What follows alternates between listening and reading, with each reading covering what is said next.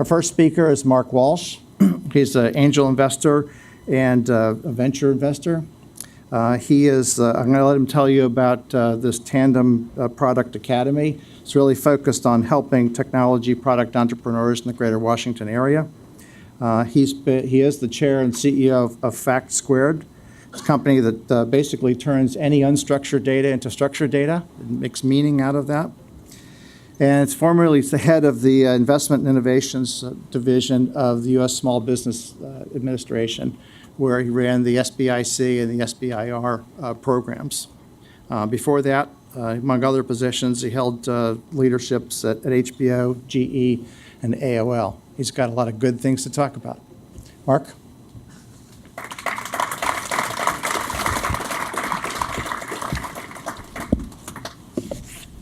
Thank you, sir. Appreciate it.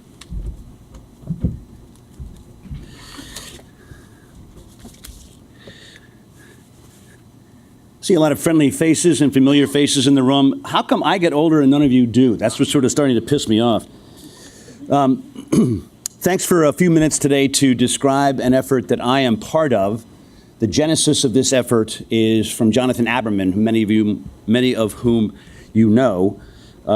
And he and I, and actually a number of people in this room, have worked to put together this Tandem Product Academy. But before I start, I was watching on ESPN 30 for 30 last night about the 2004 Boston Red Sox, New York Yankees ALCS Championship Series. For those of you who've forgotten, the Yankees went up 3-0. No team in Major League Baseball had ever lost a 3-0 advantage in a 7-game series. And the Red Sox came back and won their first World Series in 85 years. And the theme of the Red Sox team that year, as they focused on going all the way, was the phrase, "Why not us? Why not us?" And I was thinking about that in the Washington area, because in my time in government and in other arenas that I spent some time in, I was reminded of how many things that matter in our lives, not just technological things, but things that matter in our lives, have come from the D.C. area. For instance, about 60% of the services and products and elements of this device that almost all of us have in our pocket come from government invention and government investment in the SBIR program that was mentioned earlier. But then again, I saw the data, and my predecessors at the SBA, Javier Sade and Sean Green, whom some of you may know, we saw incredible data that indicated that about 66% of all venture capital comes from and goes to 25 zip codes. Those zip codes start with 9, California, 0, Boston, and 1, New York. Nowhere near enough of those dollars come to zip codes that start with 2. And I said to myself, why not us? What are we, Xerox Park around here? When you think about it, the Washington area has led in so many things that matter. The long-distance revolution was started right here in the D.C. area, MCI. The cryptocurrency revolution was started right here in the D.C. area with Cybercash. The interactive services area was started right here in the D.C. area with AOL. God damn it, we started the goddamn internet. So why not us? Why are dollars going elsewhere, companies that are being celebrated located elsewhere, when in fact a $4 trillion customer called the United States government is in our own backyard, and so much innovation is happening each and every single day? Why? Because the rest of this nation, and sadly the rest of the world, often thinks of us as beltway bandits, a term I hate. We are not bandits. We are not just the beltway. We are a source of innovation for technologies, for products, for companies, for people, for outcomes, for services that make a difference not just in the DMV, but around the world. So with Jonathan's help and a bunch of others, folks like myself that are volunteering as teachers or mentors or instructors, we have put together Tandem Product Academy. The details, and I'll get out of your hair and let the more entertaining folks grab the podium. I love them both. It's free to companies. Free. There's no equity give out, nothing. No, it's non-dilutive. We're looking for about 25 companies, most of which will have gone past formation stage and potentially raised more money than just their buddies, their parents, and their spouses. It'll be a 4-month program. It'll be in this region. We'll have meeting spaces around the region with about 20, as I mentioned, 20 instructors, some of whom are in this room, many of whom you will know. There'll be a little graduation. And the Tandem Product Academy is one of many elements that I would suggest are about why not us. I know there are folks in this room that do similar things to Tandem Product Academy, and I am not suggesting at all it is a zero-sum game, because it is not. What happened in zip codes that start with 9, 0, and 1 was, as a former president once said, 1,000 flowers bloomed. We are trying to be one of those flowers, to show young or even older men and women with companies that provide services or products that may have government customers or not, that are looking to accelerate their capacity as managers to grow, to raise funds, to hire the right people, to expand their product line, to raise more money, maybe go public, maybe get sold. But these are the types of issues, these are the types of entities, and these are the types of technologies that are crying out for the types of services and folks that are in this room providing the training I'm talking about, and also for our new Tandem Product Academy. If you want to learn more, there's a website, strangely enough, Tandem Innovate, T-A-N-D-E-M, tandeminnovate.com, where you'll see more information about Tandem Product Academy.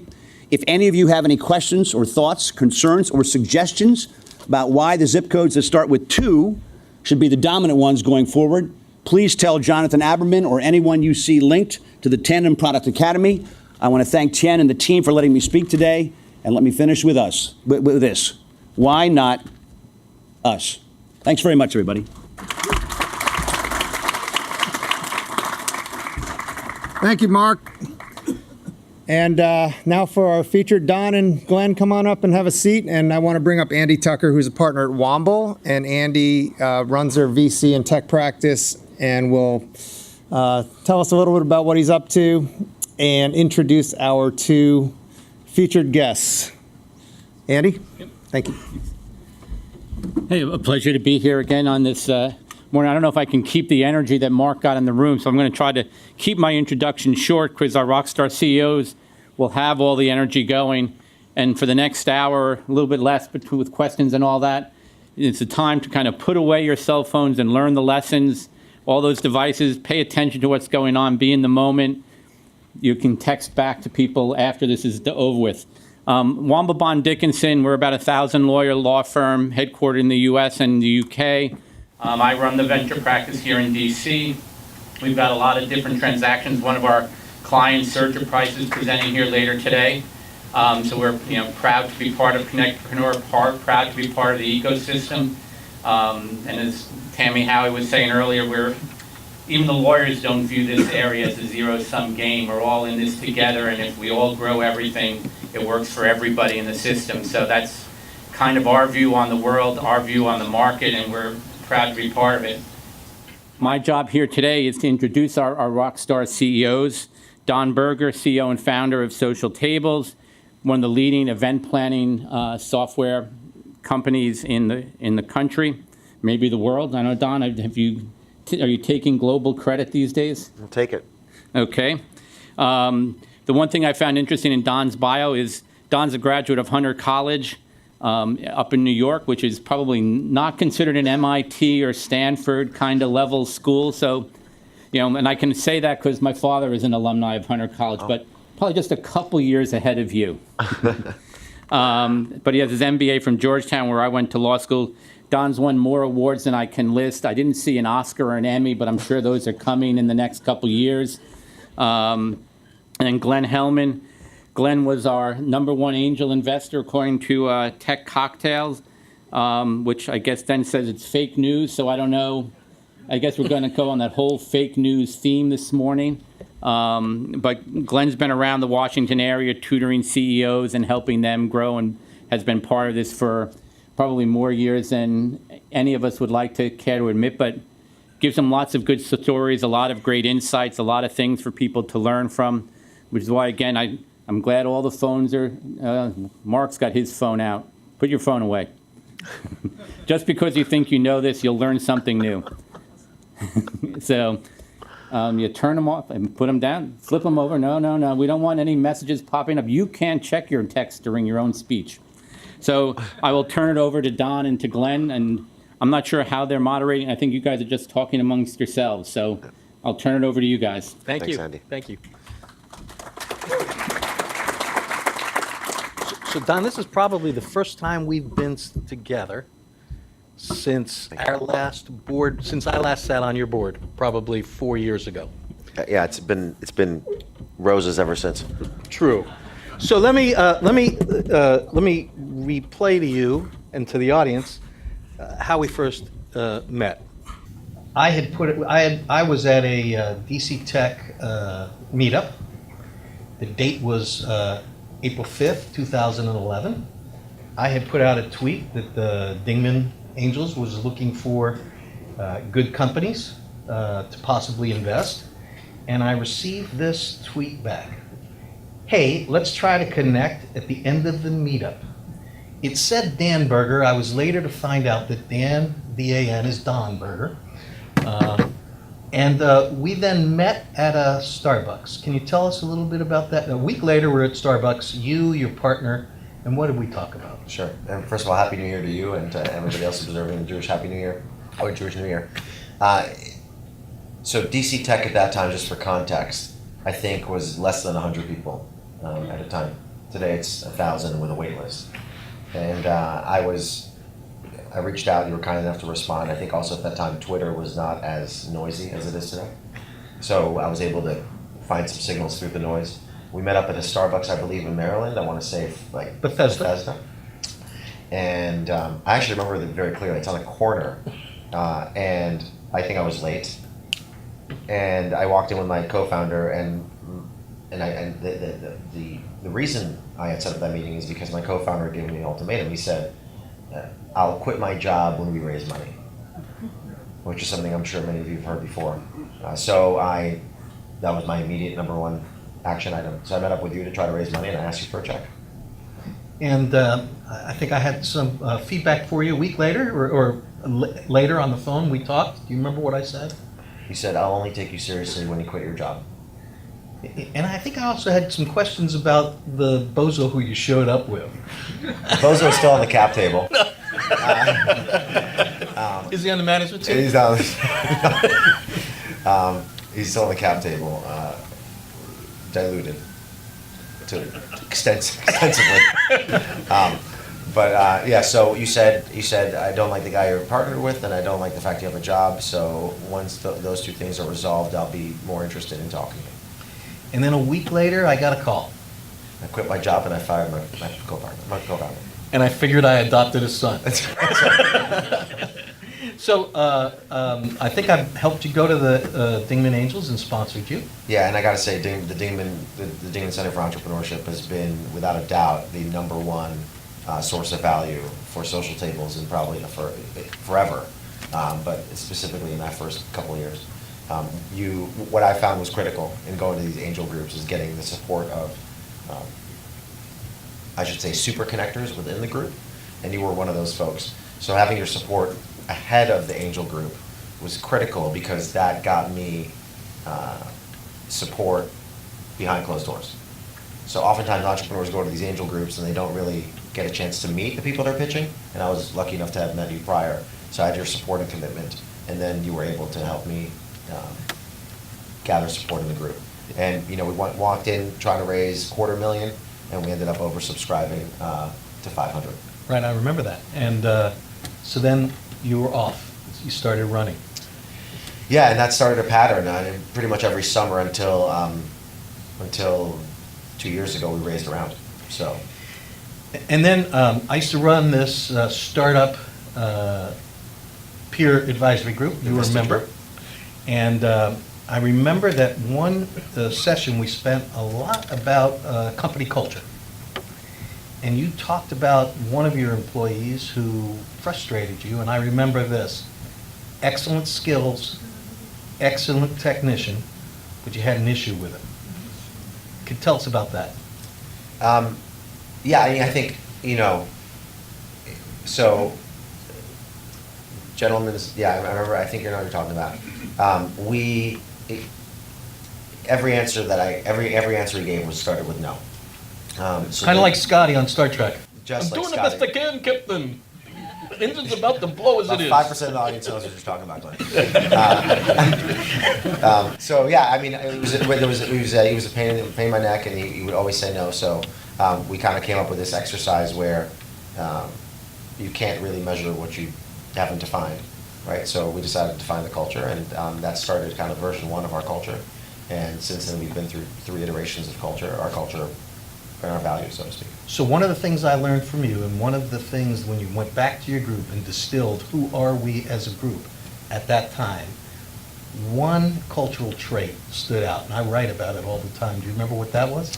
It's always say yes if, not no because. Yeah, I think you kind of, on your blog post, you just called "We're a yes if." Yeah, well, right, we have like 4 words. It says no because, and that's crossed out, and then it says yes if below that. Very good. So, And how did you take that and personify that in the company? I refuse to hear the word no. Great. And by the way, to this day, that's the case. I mean, if anybody, the word no is a trigger for me. Because I'm Israeli, I'm a New Yorker, I'm Jewish. Like I don't do well with that word. Okay, which is a good segue, because Oh, that's to what? to what the next question. One of the reasons I stroked a check for you was I didn't. By the way, for the record, you were one of the. Why didn't you write a bigger check? Because I think you wrote a $10,000 check, Glenn. I wrote 2 checks. You did follow. You followed up? Yeah, I think I'm in for 25. I've written bigger checks for worse companies. Why didn't you write a bigger check, Glenn? So you know what? I got to say, I didn't believe in the idea. I believed in you. Okay. When you came back with me and said, I no longer have a day job.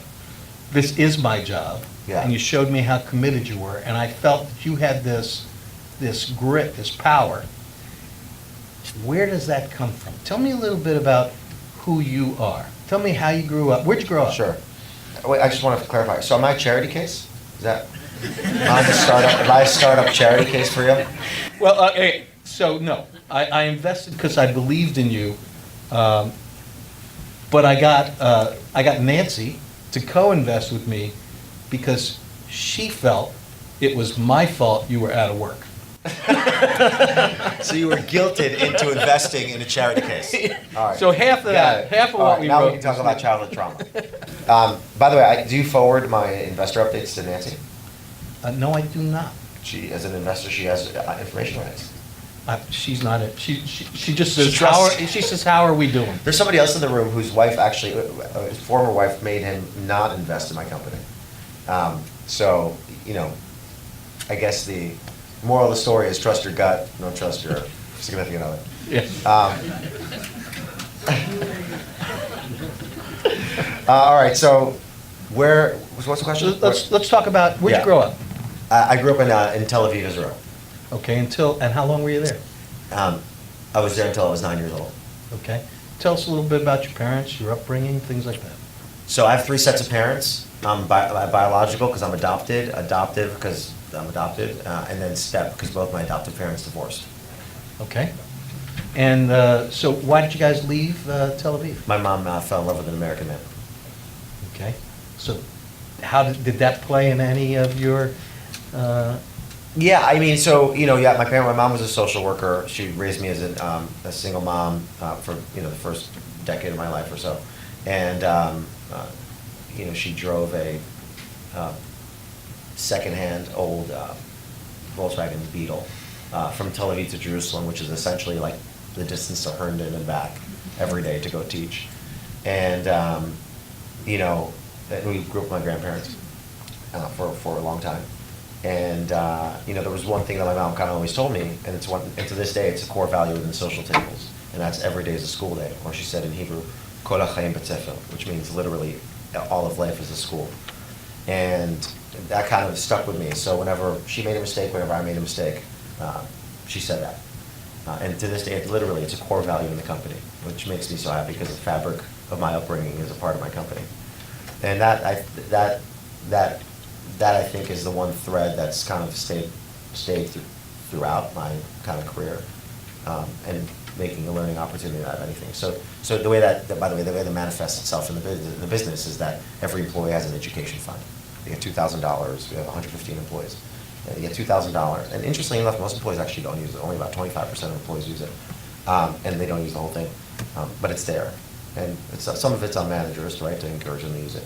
But they get $2,000 to spend on whatever they want for continued education. So at 9, you moved. At 9, we moved, yeah, to the Bronx. And was that culture shock? Tell me Oh a my little bit God. about that. So I kind of, I'm 36, and the last year has been kind of a time where I've really explored my childhood traumas, because for anybody who knows anything about child psychology, like, everything before 12 is what really impacts you as an adult. And I would say that there were 3 major traumas in my life. Adoption, divorce, my parents' divorce, and immigration. And all happened before I was 9. So, yeah, I mean, moving to the United States, not speaking a word of English, was an incredibly traumatic experience. I went from a kid who was somewhat popular in school with a clubhouse and a group of friends to a country where I didn't speak the language, a community I didn't know anybody in, and it was really difficult. And I would actually credit that social anxiety that I had at a young age to fall in love with computers, because computers were an escape for me. So, everybody likes to talk about the internet, how old they are. Well, I was around before the internet when I had a BBS. I ran a BBS. I was on news groups. I was building computers and playing video games and going on IRC. So doing all these super old school things on computers, and that's how I got into computers. Building them, then programming them, and developing websites. So that was my escape. So it's, And that, by the way, developed social anxiety that helped create social tables, which we can talk about later, but that was a key part of it. well, I know you once pointed out to me that a large majority of entrepreneurs, startup entrepreneurs, are immigrants.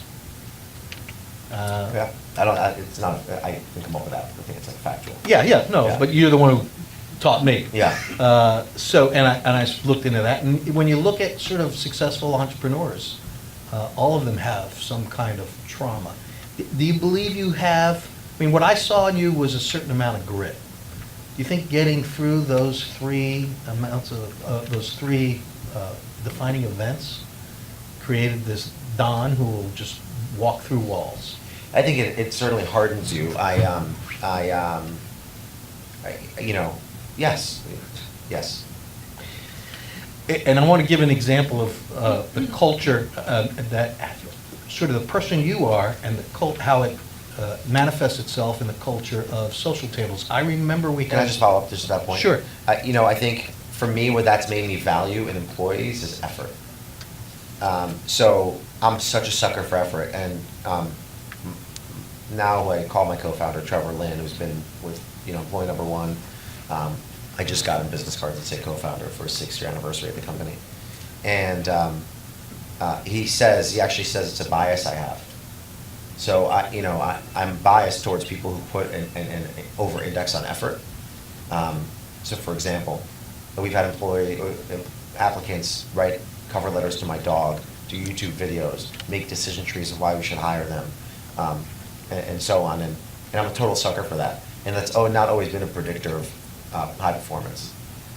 But if people don't try, then I have no interest in. So I remember a board meeting. Is this about my salary? I remember those too.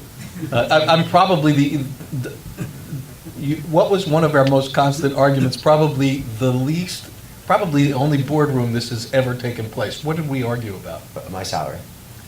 Because it was too, It's too high. No, your salary was too low. I was making 0 for the first 2 years, and then I was making 32,000. And I didn't think you were taking enough money, and I thought it made the books. So we had a board vote, Yeah, and I voted against increasing my salary. yes. It's like I'm on the record for not getting an increase. Right. No, it was more about the snowstorm. You remember the snowstorm? We had a board meeting that was set up a year in advance, and I had a busy schedule, so I blocked that out. Sure. Day before, we had about a foot of snow. One of the board members wrote a note saying, I can't make the meeting, I'm not coming in. I said, if we don't have the meeting, we can't have a meeting this quarter. We had the meeting. I remember coming in, you were there. How many people from social tables were in that office that day? I think it was 100% attendance. You guys were up and running. I just found that amazing. What do you think drives that? So I think a big part of it is modeling behavior, signaling, and all that kind of managerial stuff. But I think a big part of it is the kind of people we hire. If you're not interested in working, like during the foot of snow, you're probably not the right person. Of course, look, there's mitigating circumstances, right? You got kids. So this is why cultures have to evolve. Okay, at that time, our average age was probably 24. Today, it's 29. We didn't have any. Now I do this kind of test where I look at my executive team and I count not just the head count of the executive team, I count the head count of the household. And so let's say somebody's got 2 kids and a wife, that's 4 people. And I look at the total number of household head count. And that's telling of how much experience I think that the team has to a certain extent. Back then, the executive team were young. They were not married, no kids. So it's a very different dynamic. And that's why it's really important for companies to evolve and change their culture. Because, again, back then, one of our cultural pillars was work all day, party all night. No, ship all day, party all night. And that's not something that attracts somebody with 20 years experience. So we had to make that change. So yes, at that time, I have no problem with everybody showing up to work on a snowstorm. Today, there's many reasons why you can't, and it's totally fine. Good. That's great. So I've evolved my thinking on that, Okay. but I still keep a roll call in my head. So, you've been doing some traveling. Slightly, yeah. You and I were a day ahead of each other in Iceland last week or We 2 were. weeks ago. By the way, Iceland sounds really good on paper because it's cheap to get there. But once you get there, $350 flight, $350 you know, I got hamburger. a speeding ticket. I got a speeding ticket in Iceland. On the cameras, No, a cop stopped me. You know how much it was? I give up. $800. That's 2 hamburgers. But you know how I paid for it? The cops had a credit card machine. I swear to God. And they gave me 20% off because I paid on the spot. It was amazing. I was thinking about the Israel trip, though. Oh, okay, yeah, because you're going to Israel on Friday. I am. Do you know what Jewish year it is? You know what number it is? You know what, I have no idea. You know they're going to ask you this when you get to the border. So the only Hebrew I know is I think I don't think it's appropriate to say the Hebrew you know right now, but Yesh li glida hitova. I have the good best ice ice cream. say that to the border agent. Yeah, I was in Israel in '73, and the other thing I learned in '73 when I was 16. I can't do the math. Was ani sudu falach motek. I'm burning for you, baby. But Nancy's gonna love that. This isn't going to help me in Israel. You had a special event in Israel. Didn't you have a reunion? I did. Yeah, Can we talk about that? sure. Tell me. So, part of kind of my last year journey has been addressing some of the traumas I discussed, and one of them is adoption, and the way to address that, in my opinion, is to find out who your biological parents are. So, late last year, I did 3 different DNA tests. I 23andMe, Ancestry, and MyHeritage, basically for techies, for Mormons, and for Jews. That's so I covered the gamut, and I got the results back. Somebody was relating to this story. So I got the results back, and usually, if anybody who's here done a DNA test, okay, so about 10% of you, and most of the time when you get DNA results, it's like, oh, you have a 2% cousin, you might exchange a couple messages, and there's nothing important. I found a 13% match, which is a first cousin. And so I reached out to the guy. This is hilarious. I'm in a group with somebody who's got very strong genealogy experience, and he was able to find the number of this individual.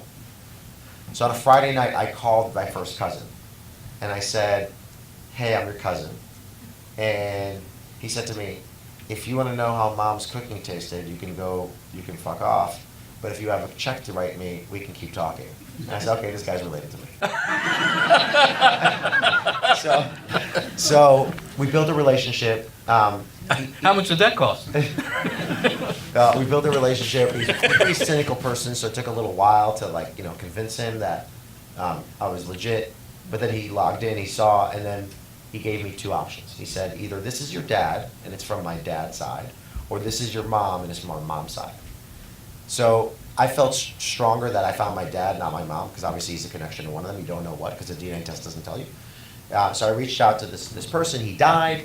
I talked to his widow. I'm like, oh my God, you won't believe it. Your former husband, your late husband, is my dad. She's like, oh my God, that's beautiful. That makes so much sense. He had so many relationships.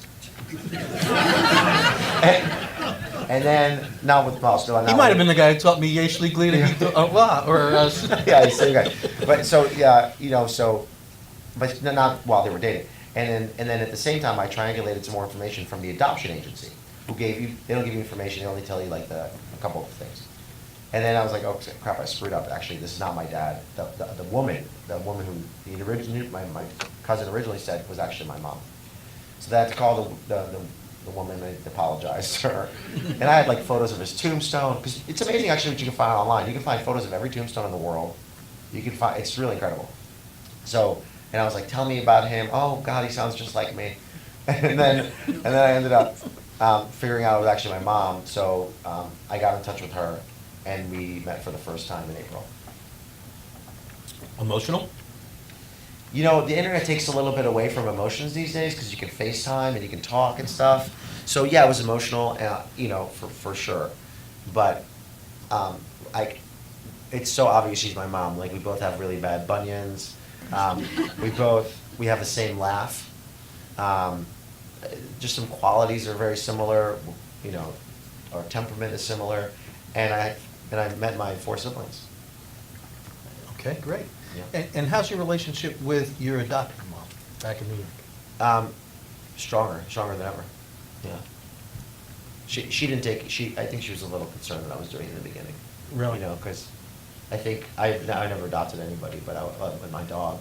But I would assume that, it's somewhat slighting to her, slightful, because she's like the mom, and then you go find another mom, and they have another mom to build a relationship with.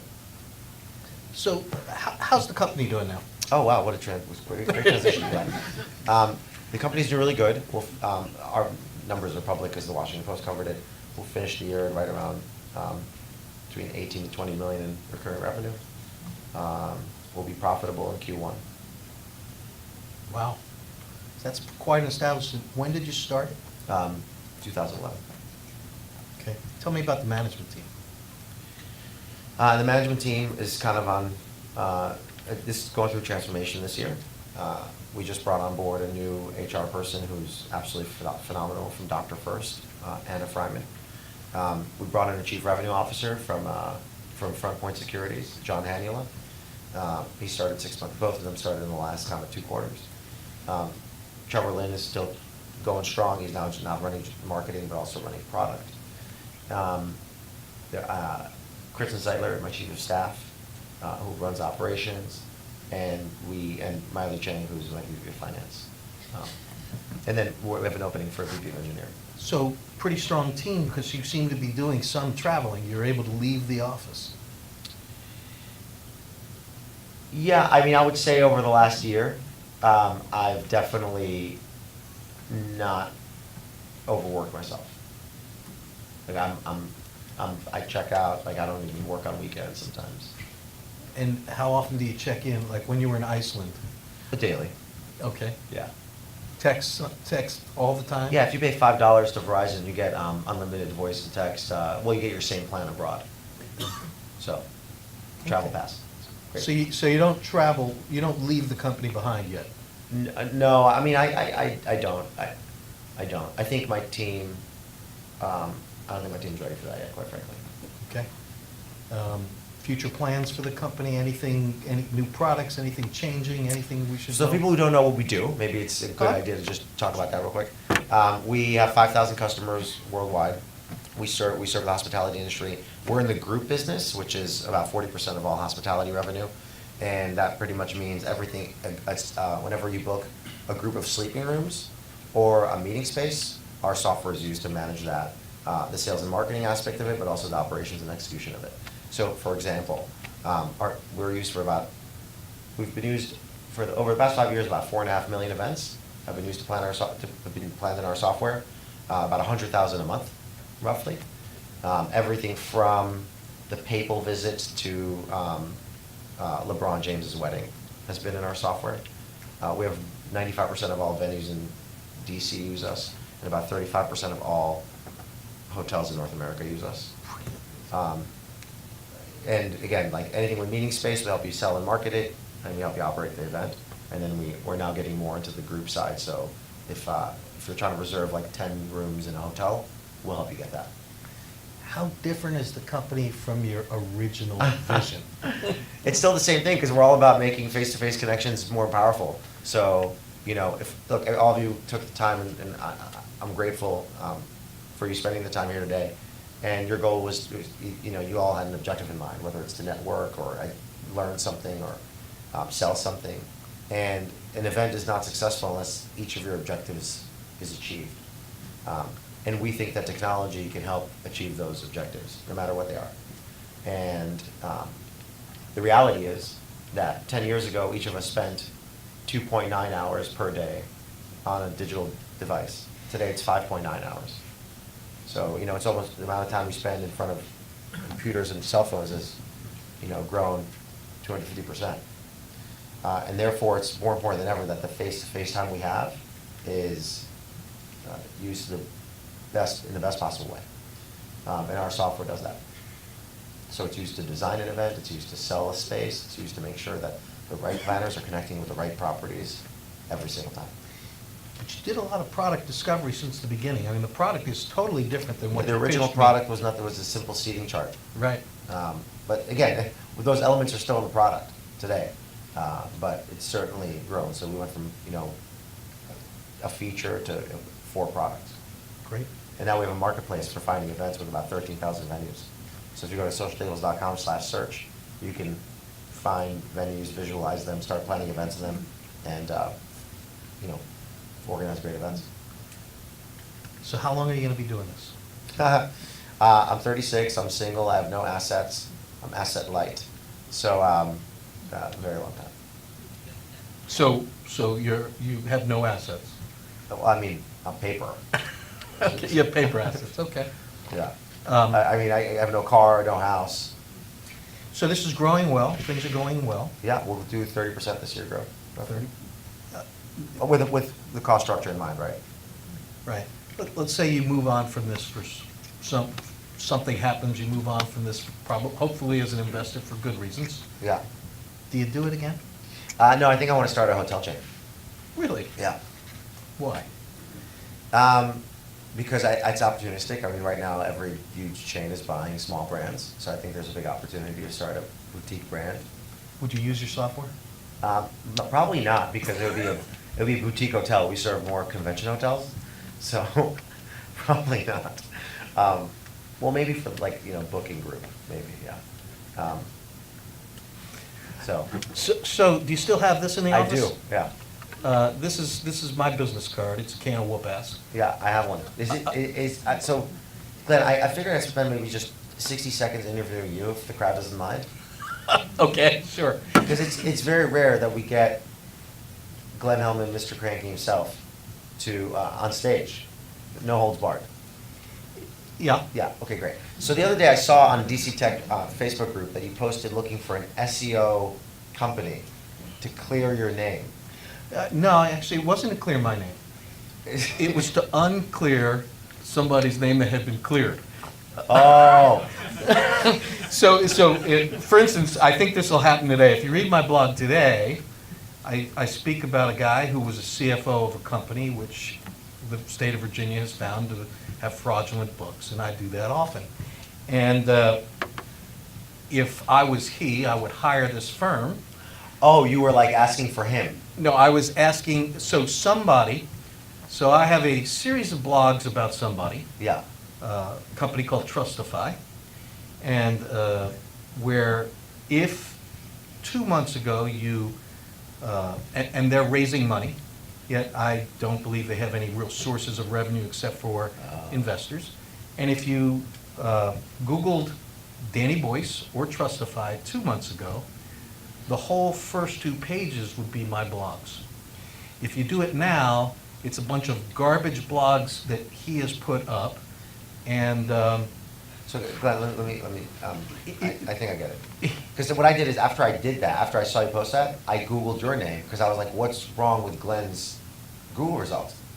And some of the things that come up are all really positive. You know, it's you, it's your blog, it's your Twitter, whatever. So I have a question for you. yes? Is clearly, how do you balance, when you make decisions to write about people, how do you balance the truth, or your version of the truth, and hospitality? So, I've made a decision, this is, the reason there's a can of whoop-ass here, that I have a brand, and my brand is to be 100% honest and frank. When I get a tip, and I get tips often, I look at, one, is it punching down? Am I picking on somebody who can't defend themselves, doesn't really, and if the answer is yes, I drop it. So it's got to be in your weight class. Yeah. Okay. Then is it really a horrific thing that people should know because it'll protect them? And if there's yes, it's a no doubt. And if it's no, I say, yeah, but is it funny? Okay. Gonna make people laugh, and then the last thing is will I be sued? Oh, Can I back what I say up? Because that's an interesting. Okay, I didn't think about that. so I Has anybody definitely. threatened you with a lawsuit? So a year and a half ago, I got a demand letter, which was, do you know the Streisand effect? Barbara Streisand? Yeah, so Streisand had a house that built, and it's a beautiful house, and she wanted it to be secret. And somebody took pictures of it and published it, and she sued him. And the Streisand effect is that lawsuit brought more attention to it. It had a inverse effect. So I got this demand letter, and the first thing I said is, well, look, I know everything I said is true. I really don't have anything to worry. They're trying to make me spend money. So I said, let's Streisand affect it. I put up a GoFundMe account. And I raised $3,000 for my legal defense. Did anybody here give Glenn money for his legal defense? Some people here did, yes. I raised $3,000. I hired a very good law firm, folks. I'm not going to say, it wasn't Womble, although they were in consideration, but I had a relationship with these guys. And the Washington Business Journal picked it up. I got a lot of press on it. I got a lot of hits on my website. I got some customers I get customers from it. Is your brand part of your lead gen? Like, is it demand gen? Is it demand generation It's for your definitely business? demand gen, yeah. Oh, it So it is in a way, and it isn't. So Yeah. it brings a lot of, it raises the SEO of my blog. Yeah. And, I'd say that 60% of the blog posts I do are investigative reporting. Is that okay? And it is. Yeah, If you look you know, at yeah. if you look at today's post, there's a guy who runs a charity, who's on the board of a charity, who has been the CFO of a company that has committed fraud, and who's trying to erase in breadcrumbs that he was ever involved in that company. So that's what today's post is. And I think the people who donate to that charity and the other people on the charity should know that. It's like it's like Trump's charity. Yeah, well, I don't know. This charity may be a good charity. The guy on the board has some issues that he either needs to stand up to or not. So that, now on that will not drive a lead to me. It drives traffic. It creates better SEO. Right. Then I'll do a thoughtful piece on strategy. Yesterday I did one on Robert Cialdini's book, Persuasion, which is an add-on to Influence about neuromarketing and neuroscience. And on the end of those, I always have an opportunity for people to convert Got it. and Yeah, well, set I up was a just meeting. curious. And it works. Yeah, I was just curious to Yeah.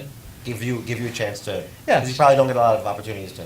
Yeah, so, and I will say that being a cranky guy, there's probably, you know, I have a base. I hope the base is bigger than 30%. I hope I'm a 70% base guy and the 30% aren't here because it's me. But yeah, definitely, I am. Between the two of us, I'm surprised anybody's here. Anybody's here. Yeah, I have made a decision that I'm not going to be a red apple. Most people in my business are red apples and they don't want to make waves. Yeah. There are some people who like green apples.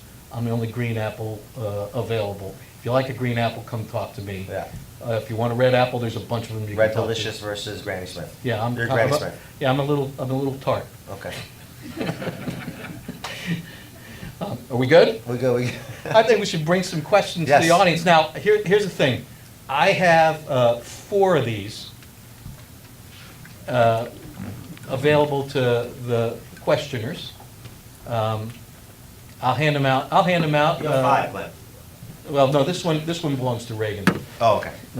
So I have 4 for good questions. Now, people should know what's inside. So you can use this in a zombie apocalypse. Yeah. You can hit a zombie with it if you throw it hard. It's got several usages. It's 47 cents worth of soup. And it's I wouldn't chicken eat noodle soup? it's chicken noodle Safeway. I wouldn't serve it. I'd serve it to the zombie. If the hitting him with the thing doesn't kill him, the soup probably will. And if you open it and clean it out, it becomes a pencil holder too. So Oh, it's a okay. paperweight, a pencil holder. Well, And I'll tell you another story about it that I got. maybe we should get to audience questions, Glenn.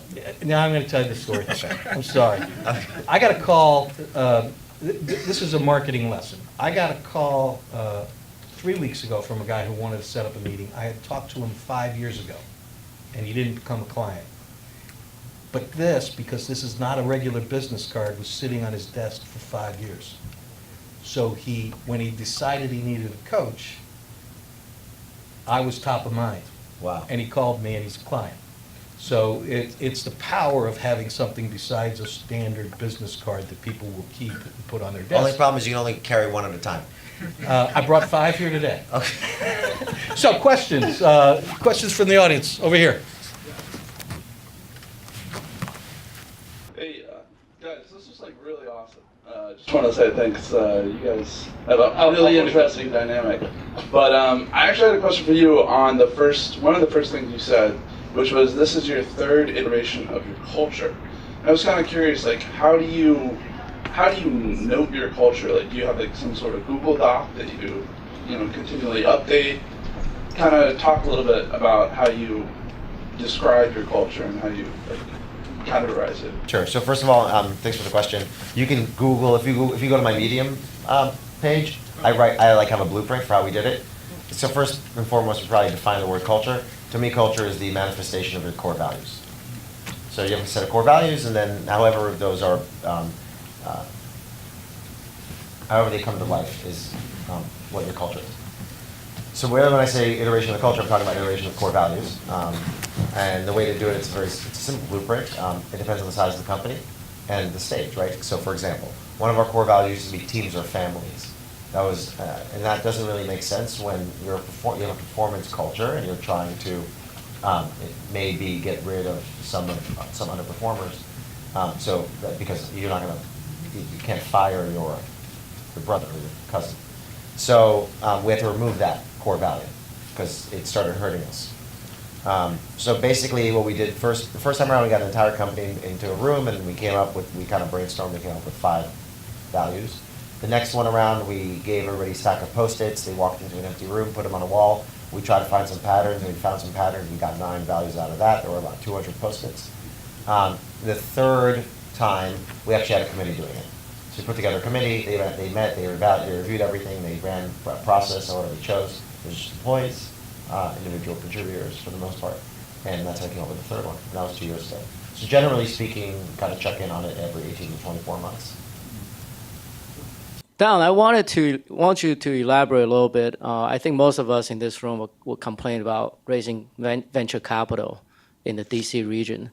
Can you go through that process a little bit? How did you find these DC investors compared to New York or Silicon Valley, and what worked for you and what did not? Sure.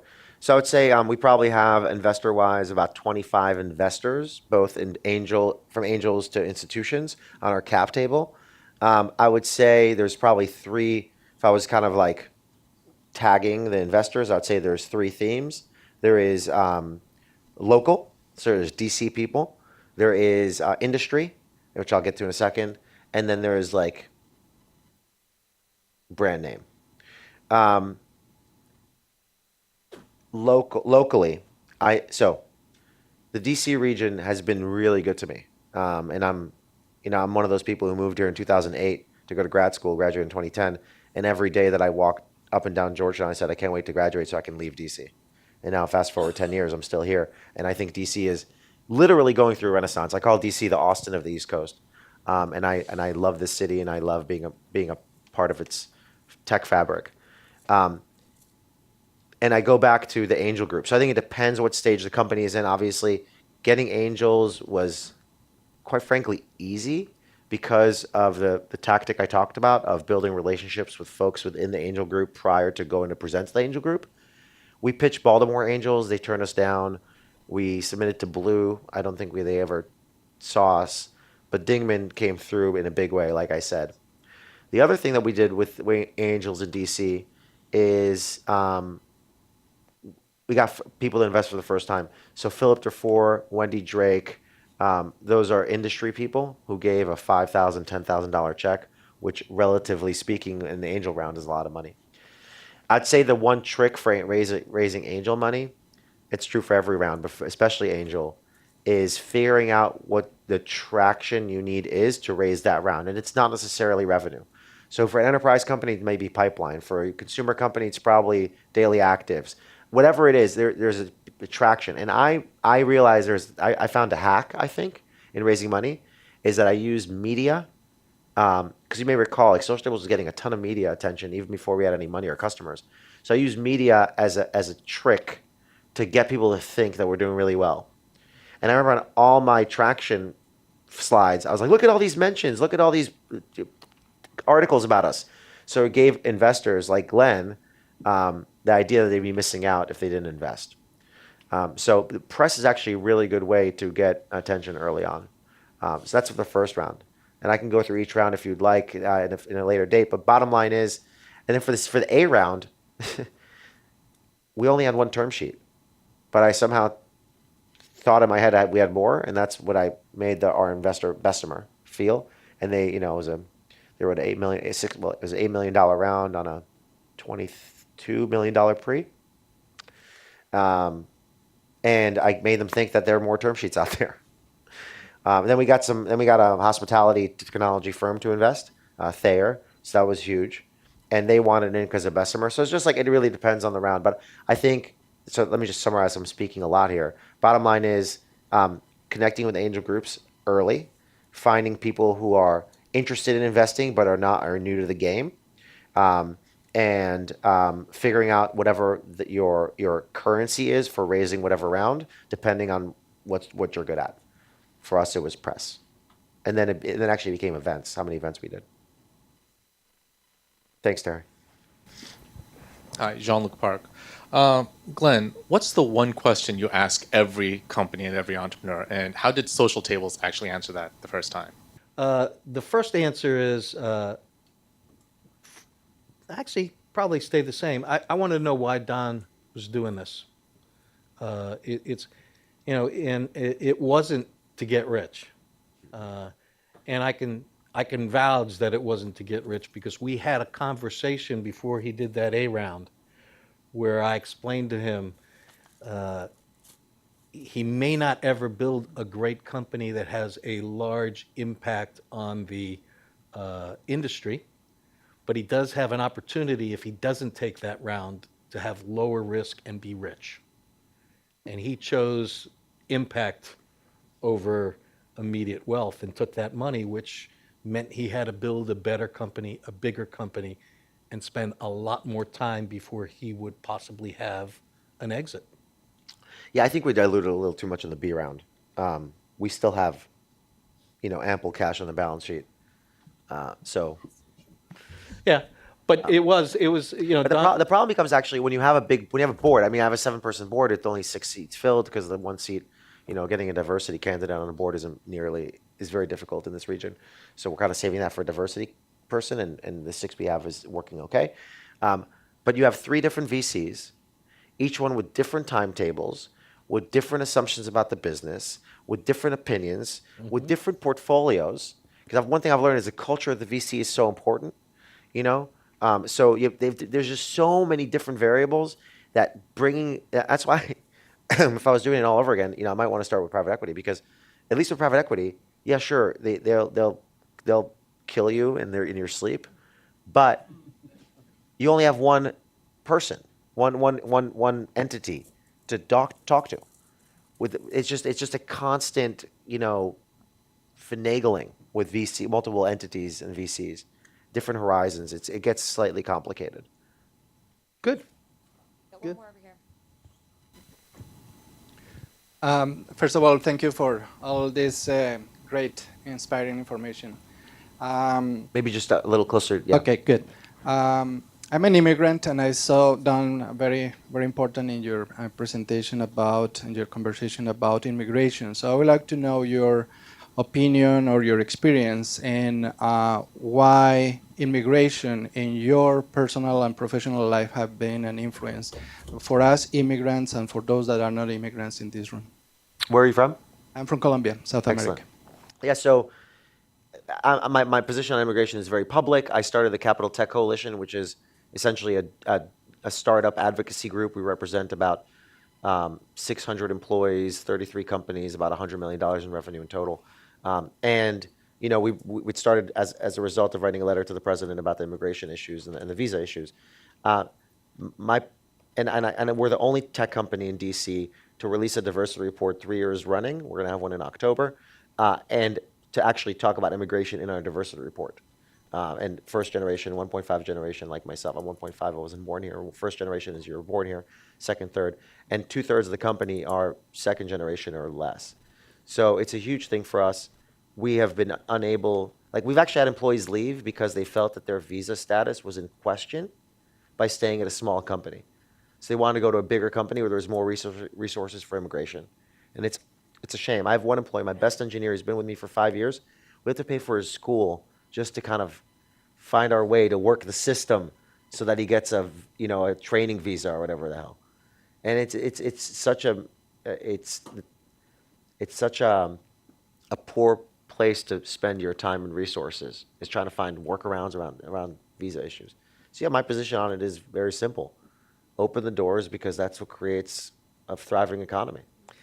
And one of the things studies show is that immigrants and people who are learning disabled, Richard Branson, is dyslexic. But if you can get through the system and you've had some disadvantage, you've actually run through a gauntlet. You've proven you have grit. And you also don't get knocked down and stay down. You get back up. You've proven you'll get back up. And so, people who have overcome adversity, and becoming an immigrant or being an immigrant and surviving and thriving is overcoming adversity, shows that you have that kind of grit. Sir.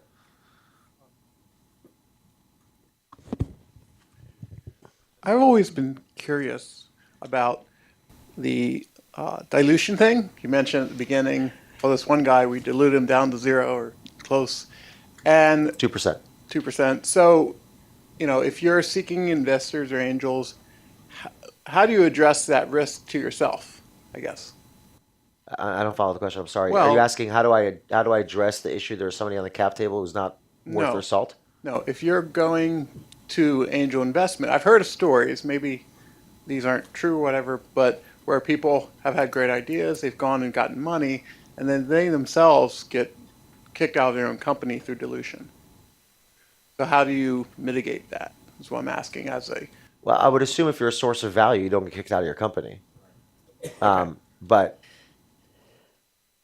Wait, I don't so know. I might ask that Yeah. question a different way, and it's one of the things that you and I had a discussion on, which is how do you reconcile the fact that at one point you had 70% of the company, and if you sold it at 20 million, which there are a lot of companies that can pay 20, 70% of 20 is a lot of money. How do you reconcile getting a $22 million valuation, bringing $8 million in, knowing that now your exit is going to have to be in excess of $100 million. And the risks that brings in and the dilution means you are less likely to have a financial reward. How'd you make that decision? I think it's a slightly complex calculus. The first thing you have to figure out is, why you're doing what you're doing. So I'd rather make less money than have a bigger impact. Period. That's the primary, driver. Secondary, you have to believe. You're right. So basically, what Glenn's saying, every time you raise a round, there is less potential exit opportunities because you become more expensive. So when a mom and pop shop could have bought you, now Oracle has to buy you. Right, the two kind of ends of the spectrum. You have to make the calculation that there are opportunities to exit, and have the infrastructure logic in place for potential acquirers. And I firmly believe that there is. So, our market's huge, and I think there are many opportunities. But those are the two things. My observation Yeah. is the path you took is consistent with the path you took when you said to me, Glenn, I no longer have a partner, and I no longer have a job. It was, you were all in. Yeah. Probably a good place to end. Glenn and I will be hanging out if you have any more questions. Thank you so much for the invitation.